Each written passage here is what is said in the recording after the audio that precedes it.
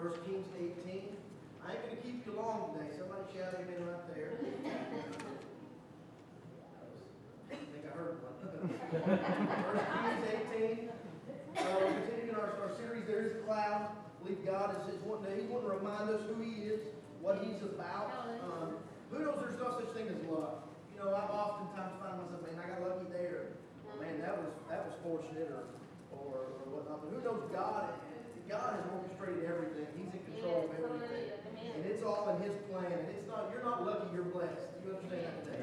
You're not lucky, you're blessed. But in 1 Kings 18, we've read this a little bit, but we've read this a few times, but we're going to go ahead and hit it again.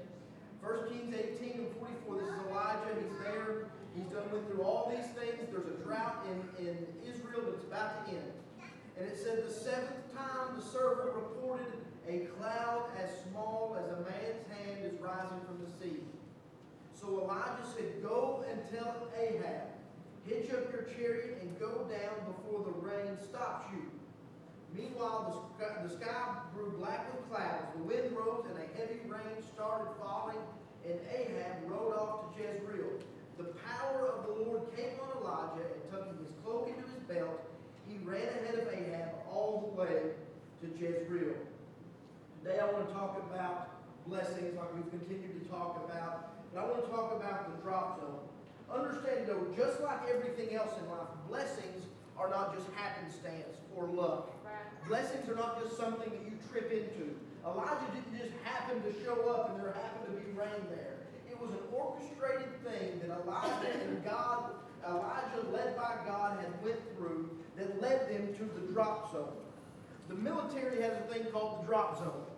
What it is in war times or in times of difficulty, what they would do is to get supplies to troops on the ground, they would fly over and they would drop off like a bomb, a smoke bomb type deal, and then the smoke would come up, and there they would drop off supplies.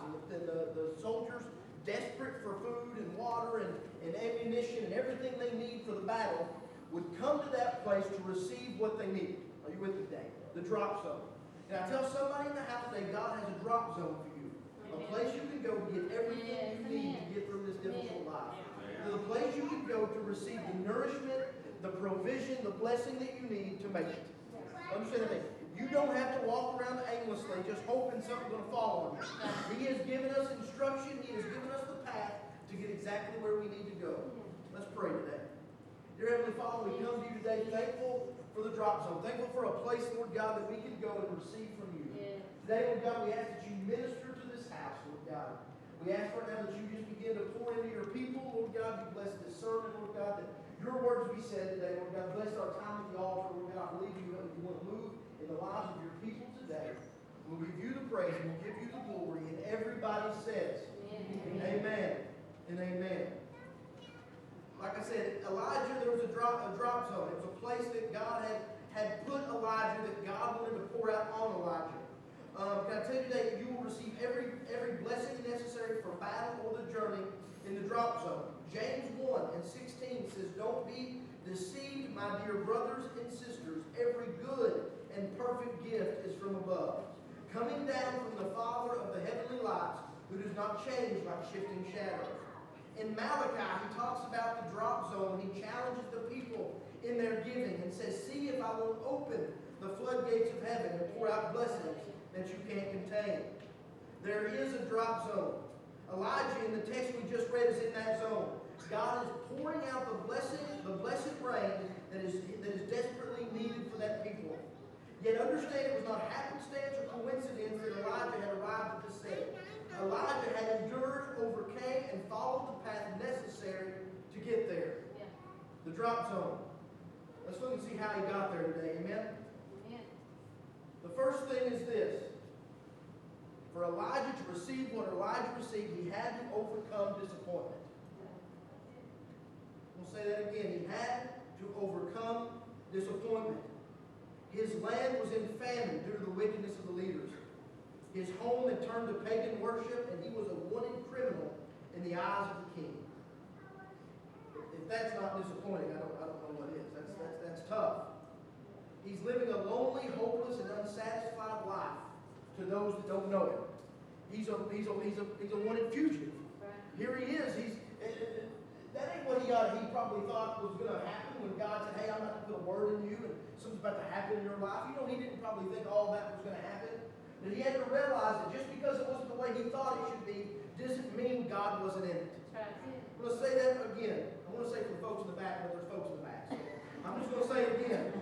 Usually you can say, I'm going to say it for the folks in the back, and there's usually empty. But no, there's folks in the front too. I don't know. We're going to say it for folks in the middle. I said today, just because it's not going the way you pictured it should go, does not mean God's not in it. Yeah. Just because it don't fit your fantasy, doesn't fit your plan, doesn't fit what you imagined, it does not mean God is not involved and He is not orchestrating to do something wonderful in your life. He had to overcome disappointment. He had to understand that, see, we all experience disappointment, but how we react to it determines its effectiveness in our lives. Right. See, understand this first and foremost, we can't avoid it. You cannot avoid disappointment. Thomas, that's what he wanted to do. Doubting Thomas, you know the guy? He wanted to avoid disappointment. So he said, hey, I'm not going to get all excited about Jesus and this whole risen from the grave thing. I'm not going to get fired up about it. I'm not going to get all excited like you guys are until I see it. Until I see the holes in his hands and feel his side. I'm not going to get in this deal because I don't want to get disappointed. So he missed good things of God. Luckily, God showed up and showed him who he was. But I still believe Thomas missed blessings because of his doubt initially. Right. Can I tell you, Christian, today, you can't avoid disappointment. You can stay in your house. You can say, I'm not going to church because I don't want to get my feelings hurt. I'm not going to go to this place or that place. I'm not going to do this or do that. But can I tell you, if you live in this life, I don't care if you never leave the house, you're going to have to deal with some disappointment. You might as well understand that. There is no way you can get in your shell and you can say, I'm not going to take part in nothing. I'm not going to help in any areas. I'm not going to teach a Sunday school class. I'm not going to do this. I'm not going to do that. You can do those things, but I'm telling you, disappointment will still show up. You can't run from it. Right. All right? It isn't going to happen. You can't. You have to understand it's always going to be there, but God is also always going to be there. He is always going to be there. The second thing you've got to realize is that your disappointments aren't bigger than God. Right. Right. We see this in Judas. We're talking disciples here. It fits so perfectly. Judas had great disappointment in his life, didn't he? He walked with God. He walked with literally God in flesh, Jesus. He learned from him. The Bible talks about, and I got a little different view on this, but the Bible talks about how Jesus, he told them, y'all go out. He empowered them to cast out demons and to heal the lame and to do miracles. And it doesn't say he told everybody but Judas to do it. So I've got to believe that Judas was in that crew, that he was a part of that thing. He's on cloud nine, right? He's got to think I'm untouchable. But slowly we know that there's a slow fade takes place in his life. And next thing you know, he's kissing Jesus and betraying him, and everything happens. This great disappointment mounts up, right? I got to tell you today, I don't know if we've ever seen disappointment like that. Can you imagine what he's been through and what he's going through? And he looks at it, and can I tell you today, there is redemption for Judas. It was available. But the problem was Judas looked at his disappointment and thought there's no way around it. It's too big. It's too vast. How could everybody ever trust me again? How can I ever trust me again? How can I ever do anything of good after I've done such bad? Yeah. And he looked at his disappointment and he saw it as his demise, and he ended his own life because he couldn't see anything past it. Can I tell you today, once again, Christian, there is a future past your disappointment. Yeah. There is, like I said, you may be frustrated today. You may have had a bad week. You may have had a bad month. You may have had a bad year. I don't know. But can I tell you today, there is a future past your disappointment. God is not overwhelmed by your stuff or my stuff. He's not overwhelmed by our frustrations, our aggravations, or our actions. He is with you, and I'm not just. I want to say I'm not just trying to be a feel-good guy, but hey, can I tell you, God's a feel-good thing. He's a feel-good thing. But I want to tell you today, He is with you no matter what you are going through. If you will lean on Him, you can get through it. You can't avoid it, but you can get through it. He'll walk you through it, and you will be stronger when you come out the other side.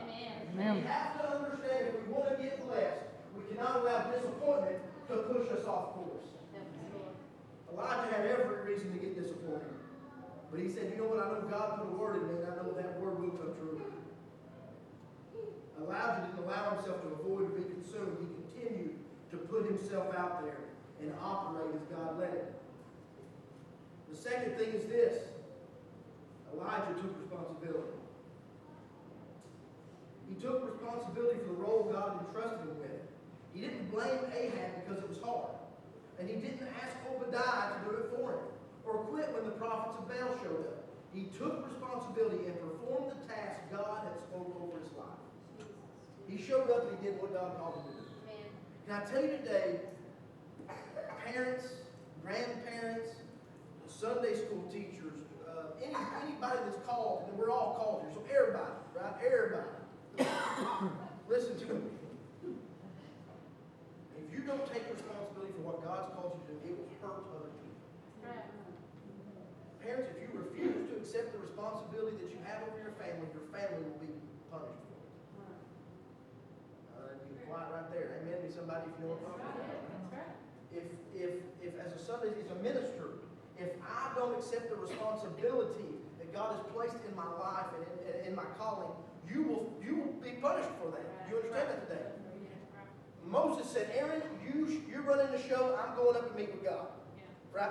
You run the show. I'm going.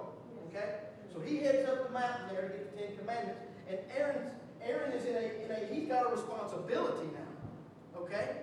He's got a responsibility. And he doesn't accept it. Right? Next thing we know, we've got a golden calf. He says, Moses, I don't know how that thing showed up. It just popped out the fire. Right? He did not take responsibility for the role that he had been given, that he had been ordained to have. And because of that, can I tell you, not one of those people ever saw the promised land? Because somebody didn't take responsibility. If you want your babies to have the life that God has called them to have, you've got to take responsibility.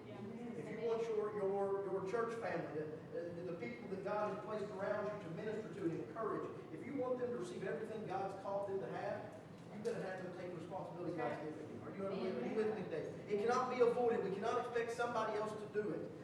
Nobody else is going to raise my babies. Nobody else is going to minister the ministry God's called me to minister. Nobody else is going to be an encouragement at work. I can't expect other people to do that. That's my calling. That's my responsibility. And if I want to see God bless me and them, I got to do it. Elijah, he could really easy to say, there's other people as qualified as me. That's what, when we don't want to take responsibility, we get real holy. I'm just not worthy. There's other people more worthy. But the truth is, we don't want to do it because it scares us a lot of times. It overwhelms us. We don't really know. I hope I don't mess up. I hope I don't fail. Or the L word, lazy. Any of those things can happen. This is fun, ain't it? But we allow those things to come into our lives, and we allow them to keep us from doing the responsibilities God's called us to have. And it hinders us and hinders everybody around us. And the blessings don't flow. We don't understand why. We get aggravated. Why am I not getting blessed? My neighbor's getting blessed. Why ain't God showing up for me like He's showing up for so-and-so, on the other side of the pew? Why is it not happening for me like it's happening for other people? And the thing is it has nothing to do with God. It has everything to do with us. We're just not taking the responsibility God's called us to have. Therefore, we're not receiving what God has for us. Are you with me today? Are you with me? But Elijah said, you know what? I'm going to do this thing. It's not going to be easy. I'm going to do it. It's not going to be all that fun all the time. I love fun. I'm Mr. Fun.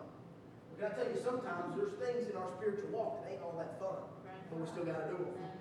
It ain't always going to be fun. It's not always going to be easy. I ain't always going to have a ton of friends. I'm not always going to have a ton of money. I'm not always going to have all these things that I feel like I want or need. But you know what? It don't matter. God has called me to do it. I'm going to do it. Elijah said, it don't matter. I'll go up against anybody. I'll take on the prophets of Baal. I'll take on Ahab. I'll take on this one. I'll take on that one. I'll be a little hungry. I'll be a little cold. I'll be a little thirsty. But I'm going to continue to press on because I know that there's going to come a time God is going to show favor on me because that's how He operates. And I'm going to continue to be what He's called me to be. And it'll bless me and it's going to bless Israel. Yes, hallelujah.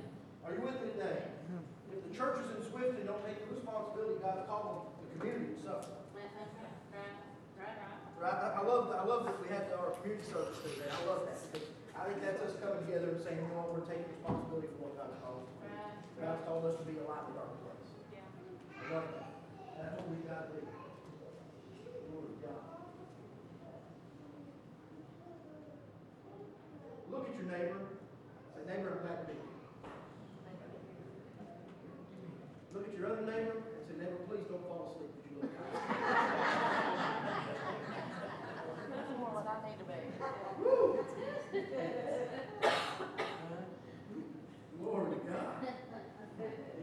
responsibility. The third thing is this. First we talked about he overcame disappointment. He overcame he took responsibility. And then he endured opposition. Elijah had Ahab, he had Jezebel, he had Obadiah, he had the prophets of Baal, and a servant saying, nothing is happening here. Are you with me today? Let's go where we're at. Remember where we're at in Scripture here, okay? He has endured Ahab and Jezebel, right? The worst. He's had Obadiah saying, I think you need to go hide. You're not the most sought after person in a good way right now. He had the prophets of Baal saying, hey, our God's better than your God. And then he had a servant saying, nope, nothing. Right? Is there a cloud? Nope, nothing. Fifth time, nope, nothing. He's had all these things, but he said, you know what, I'm not going to quit. Don't be surprised today when the devil is the devil. Don't let that shock you. He's not for you. Are you with me, Dave? I hope I ain't blowing nobody's minds right now. The devil is going to come after you. He's going to do everything he can to trip you up.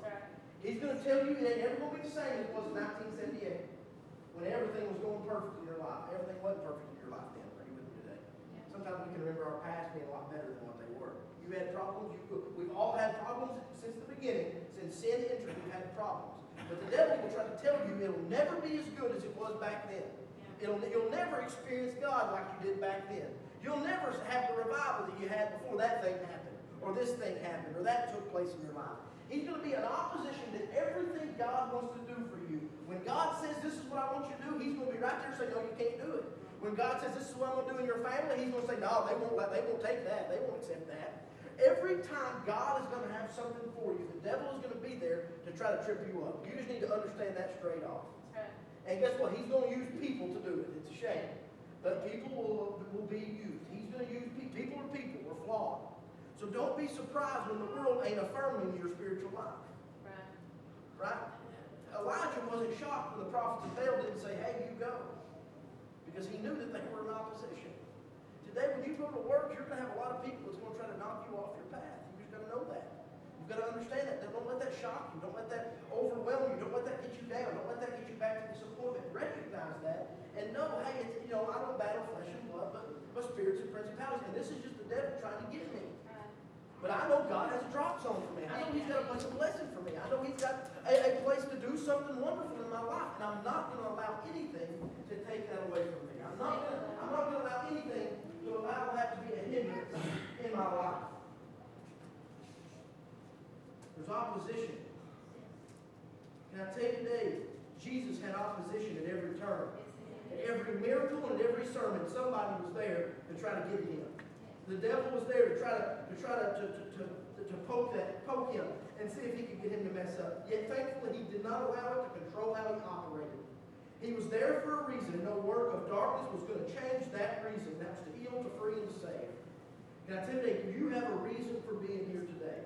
You're not, just like nothing happens for no reason. God, I love this. God does everything with purpose, on purpose. Yes, he does. Okay? If you've got it, if he's done something in your life, it's with purpose and on purpose. If he's not done something in your life, that's with purpose and on purpose. Nothing ain't just because of no reason. All right? Are you with me today? So understand this. If he came to save, heal, and free people, and he says, now I'm going to call you to be my hands and feet, he has called you now to save, heal, and free people. Are you with me today? So you're here with a purpose. You showed up this morning with God had a plan. Everything was for a reason. So today, don't allow Monday stuff to steal your Sunday blessing. Are you with me today? Don't allow last week's garbage to be opposition in your life and to hinder what God wants to do with you and through you and for you. He has a drop zone. I love that. He has a drop zone. And it's available. The last thing is this. Like I said, I'll go pretty quick here. Position. Let's go back through this. To reach the drop zone, to reach the place God had for him, to reach the place where everything that he needed to get through, to reach that place, he had to overcome disappointment. He had to take responsibility for the role God had entrusted him with. He had to endure opposition. And then he had to position himself where he could receive the rain. He had to position himself to where he could receive the rain. This series, when I was working on this series, this sermon is not going to be this Sunday. It's actually a little later on, but Thursday and Friday, the Lord began to move me in this direction. And He began to place this point in my spirit. Elijah had to position himself to where he could receive the rain. He had to position himself. Okay, can't stress that enough. There was no work Elijah could do to make it rain. There's no dance Elijah could do to make it rain. There's no formula that Elijah could come up with that would make it rain. There was no, God was the one that was going to deliver the rain. Are you with me today? Elijah had to position himself. The Bible tells us of Samson. God had great plans for Samson. God had a calling on Samson. God had a work for Samson. God had blessings for Samson and the people. Samson was a judge. But the Bible tells us that we know this. I'm not going to preach this whole thing, but we know that Samson over time faded from where God had placed him. Delilah came into the picture, and slowly, a little bit at a time, Samson got off course. He got away from the drop zone. He got away from the blessings. He got away from what God had for him. The Bible tells us that one day Delilah finally, he says, hey, my hair's where it's at. Delilah cuts his hair. And it says that Samson awakens to these people trying to bind him up. And it says that he goes to break loose like he had always done before. But it said he realized God wasn't with him. See, Samson had allowed himself to get so far off track that God wasn't there anymore and he didn't even realize it. Right? He forced God completely out of his life and didn't even realize it. Thought he was still there. But he comes up and he's taken and they said they gouge out his eyes and they make him a slave. All right? No more sight. Imagine this with me. A guy with so much influence, so much power, so much blessings are over his life now. Here he is, a slave with no sight. Just like Elijah couldn't make it rain, and I tell you, Samson could not ever make himself see. He could never make himself see. It don't matter how good a slave he had been or how defiant a slave had been, he'd never going to get a vision back on his own. There was no optometrist, there's no medical doctor, and nobody was going to ever do anything. There's nothing that Samson could do to get his vision back. So the Bible tells us that Samson's there, and he's a slave, and he's together, and there's a great gathering, and there's Samson.